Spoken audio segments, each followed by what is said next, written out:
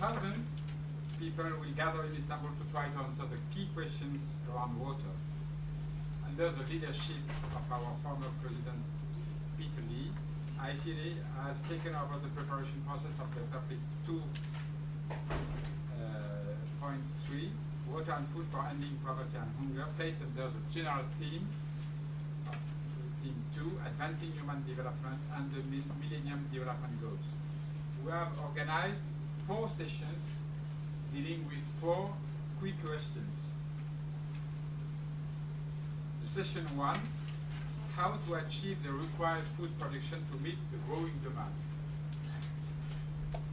Session 2, about markets. How can food market measures boost rural development and poverty alleviation?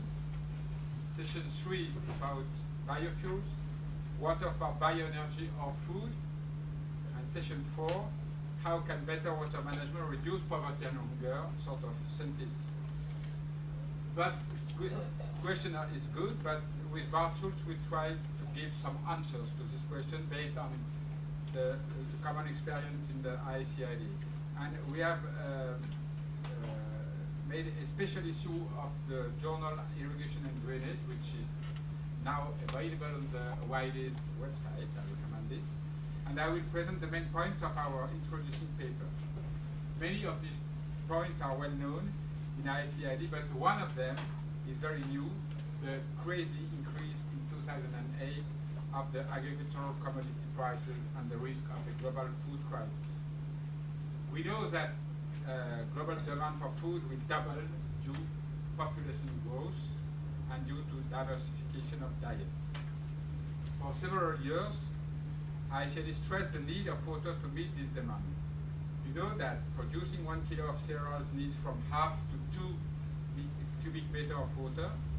It's a large range of water productivity, of course. But producing oil or meats needs 10 times more. Producing 1 kilocalorie requires roughly 1 liter of water. Each of you requires a minimum of 2,800 kilocalories or liter per day. It means 1,000 cubic meter per year. We need 20 times more for eating than for drinking. It's not surprising that agriculture needs a lot of water.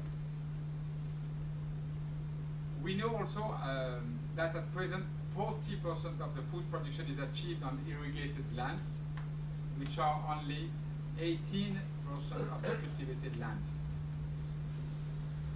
15% is achieved on rain-fed land provided with a drainage system, but 45% of the global food production is achieved on lands without any water management system, without any water security.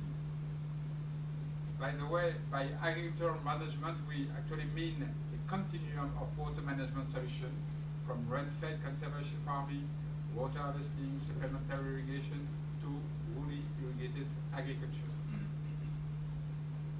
To meet this demand, what are the solutions?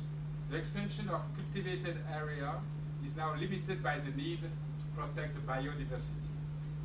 This growing demand for food requires important progress in agricultural productivity of land and water, which are actually biased. It means also a need for a huge enhancement of labor productivity. With 1 hectare and 1 ton per hectare, a small-scale farmer in Mali or in Zambia, where I just come from, produces 1,000 times less cereal than a farmer in my French Gascony, and probably less if you compare to East Anglia, for example. ICID collects and disseminates elements to assess the future water and food balance. Regarding China, for example, simulations show that food security could be maintained without increasing the current water allocation to agriculture, 400 billion cubic meters. But the condition is that high yields of cereals should be achieved. 10 tons per hectare for maize, with a very strong growth you see on the slide.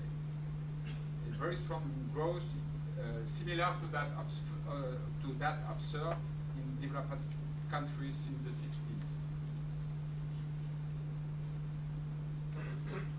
particularly important to target increasing of low yields, say less than 2 tons per hectare, which generally imply excessive evaporation.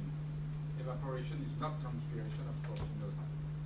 If all yields would be above 2 or 3 tons per hectare, the global water use would be reduced by about 1.5 trillion cubic meters. Water security for farmers is largely a condition of these increases in yields. It needs a higher level of water management. However, the large investments required should mostly be borne by countries themselves, while these investments are since 20 years not so much on the agendas of the donor. Why? This abandon may be partly due to inadequate management of a number of irrigation schemes in the emerging and least developed countries.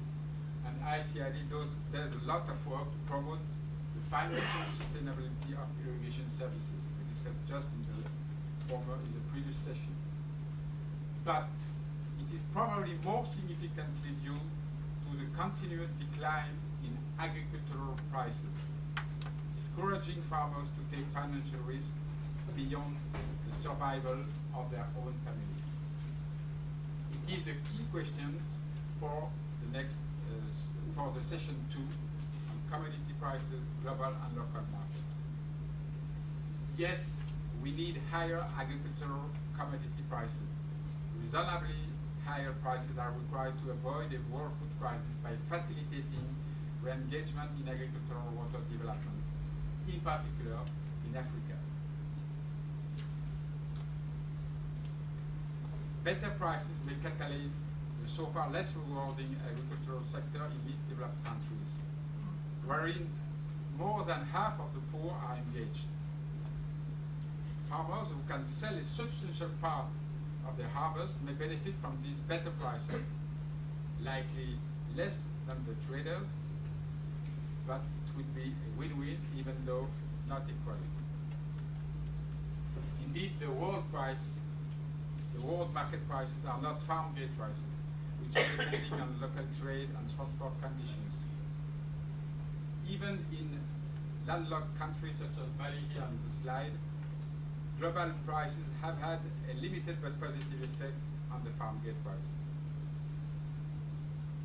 Better prices at farm gate will generate more income for farmers, and we promote, of course, that part of it should be used for operation and maintenance and generate so a better financial sustainability of the irrigation services.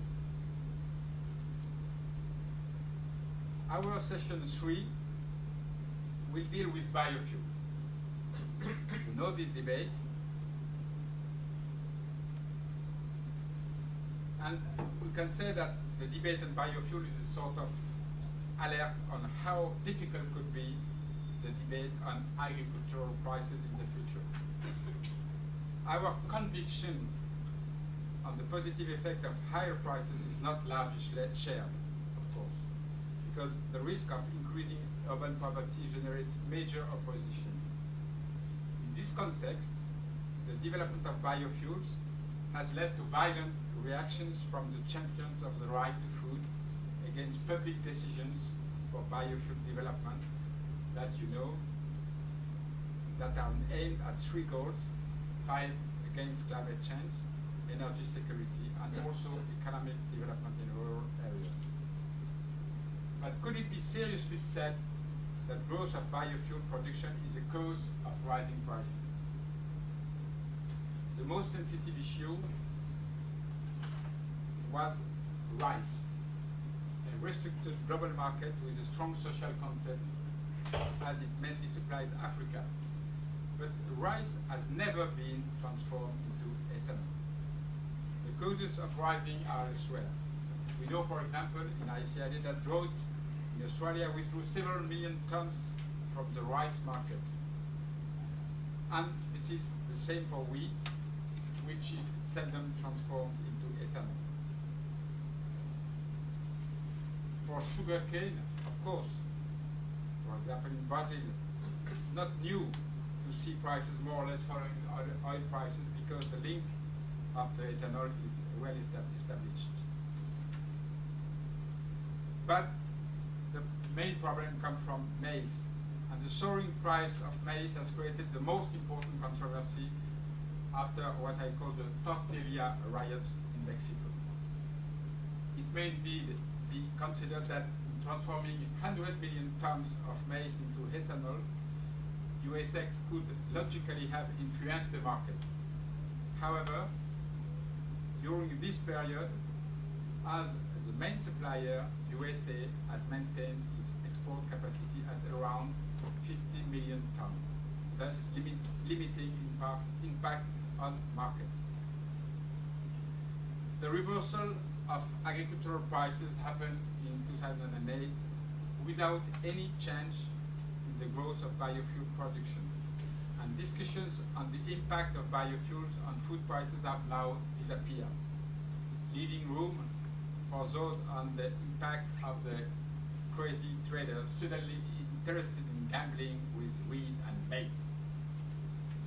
In 2009, the market is expected to reflect the real driving forces of production and demand, hoping that the future market could play a better role of anticipation. So, higher but not speculative agricultural prices are an opportunity to generate the necessary investment in agriculture, especially for water management. And I think that the development of biofuels may help to sustain and stabilize prices. As other crops contracted with industry, it would contribute to temper the price volatility which is so deterring for investment. But the risk of speculation remains. Today, the cereal prices are in better shape than oil prices. Would it attract the crazy trader again? An important issue for session 3 on biofuel is the competition for water. World production of ethanol is expected to double in the next 10 years, representing by this date 7 and 6% of the global fuel consumption. The withdrawal of irrigation water for biofuel is expected to follow approximately the same growth. Compared to the total water demand for agriculture, the share of biofuel is expected to increase from 1% to 1.8% of the global water.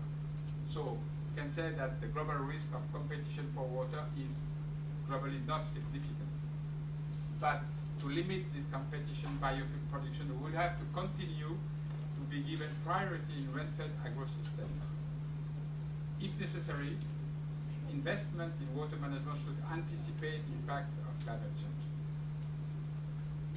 As we said in the previous session, of course, because the climate change is happening, it would, for example, be not advisable to develop biofuel in Morocco, where the annual water resources of the main basin, for example, Umerbia, has yet come down by 40%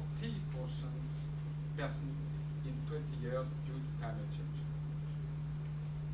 And it is also recommended to prioritize reversible, what we call reversible crops, which can be reoriented to food production if needed by a food market. When a farmer grows maize, he can either feed a chicken or fuel a car. You didn't know. This implies that farmers and government should keep control of these developments, keep them integrated in rural development, do not give way to hyper-specialization. Thus, development of biofuel can generate income in poor rural areas, in Africa, for example. To conclude on poverty alleviation and rural development, I would say that increasing productivity requires also increasing farm size, with farmers who are in a development mode and not in a survival mode.